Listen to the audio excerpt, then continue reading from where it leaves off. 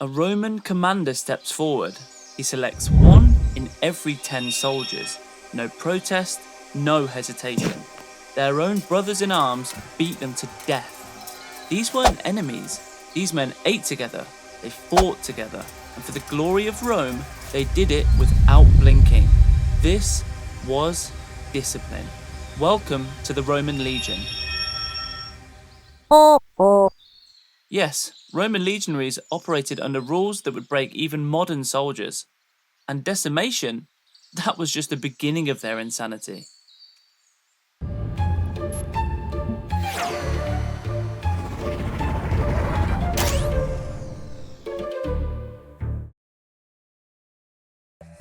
A Roman legionary could kill a man in 1.5 seconds.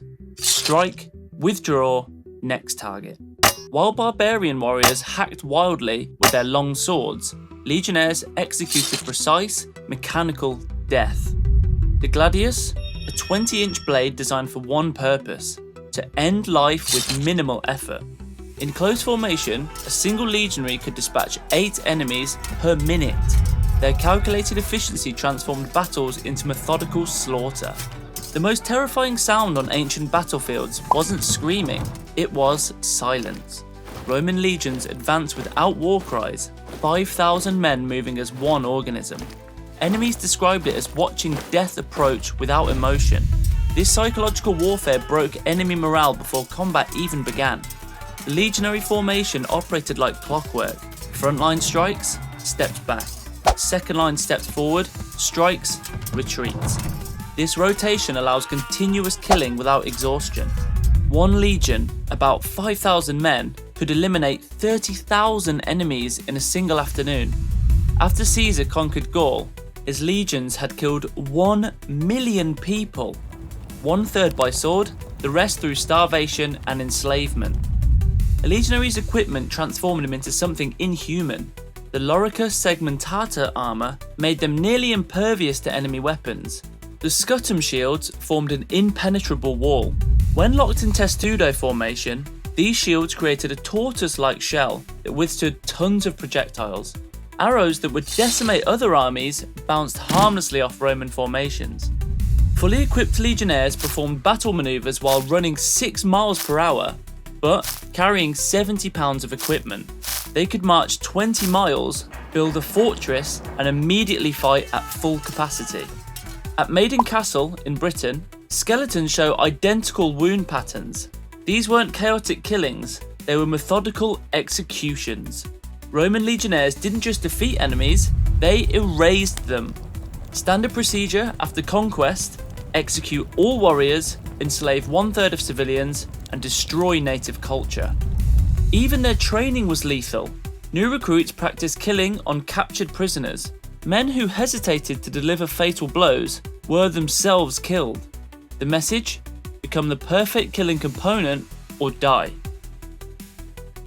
The physical transformation was only the beginning. What Rome did to a legionary's mind was even more terrifying. Roman discipline was enforced through decimation, the word literally meaning reduction by 1/10. If a unit broke formation, every 10th man was beaten to death by his comrades. Emperor Augustus once decimated an entire legion, 4,800 men, 480 executed by their brothers in arms. The survivors ate barley instead of wheat, a humiliation worse than death in Roman culture. Legionaries weren't individuals. 8 men shared a tent, they ate together, fought together, and died together. Privacy didn't exist. Individual glory was irrelevant. The formation was everything. Battle wounds on legionary skeletons tell a shocking story. Over 90% are frontal injuries. Almost no wounds appeared on their backs. Scientific evidence confirms they simply didn't run. Survivors developed the legionary stare, a 1,000-yard gaze documented in Roman sculptures. Their minds adapted to sustained violence. The silent advance wasn't just strategy, it was psychological conditioning. By eliminating battle cries, Rome removed emotional outlets for fear and stress before combat. Combat training emphasized mechanical repetition. The basic Gladius thrust was practiced 10,000 times before a recruit faced real combat. This created muscle memory that bypassed conscious thought. The result? Men who would march into impossible situations without question, who would kill or die with the same mechanical precision, who viewed themselves not as humans but as tools. Yet the physical and mental conditioning pales compared to what these men endured for 25 years on Rome's bleeding edges. The average Roman legionary personally killed between 100 and 200 human beings during his service. Every legionary was a mass murderer by modern standards. Stationed at empire edges, legionaries weren't peacekeepers, they were conquest machines. A typical frontier soldier spent 25 years surrounded by hostile populations who wanted him dead. Writing tablets found at Vindolanda Fort reveal their mental state. One letter reads, "I count the days until my discharge, though I know I'll never see it." The soldier died 3 months later. Legionaries fought in 8 to 10 major battles, but conducted hundreds of pacification actions, systematic slaughter of resistant populations. Death came from everywhere. Disease killed more men than combat. Records from Rhine forts show entire centuries wiped out by fever in single seasons. The isolation was crushing. Stationed thousands of miles from home, speaking only Latin among foreign languages. Letters took months to arrive, if ever. Cold killed legionaries by the thousands. Northern frontier forts recorded temperature drops to minus 30 degrees Fahrenheit. Soldiers from Mediterranean climates had to adapt or die. Many didn't. Legionaries lived with constant vigilance. Frontier posts were attacked weekly. Sleep deprivation was standard. Many developed permanent hypervigilance, never able to truly rest even when safe. Retirement brought new horrors. After 25 years of killing, many couldn't reintegrate into society. Rome established colonia settlements, military retirement communities where veterans lived together. Why?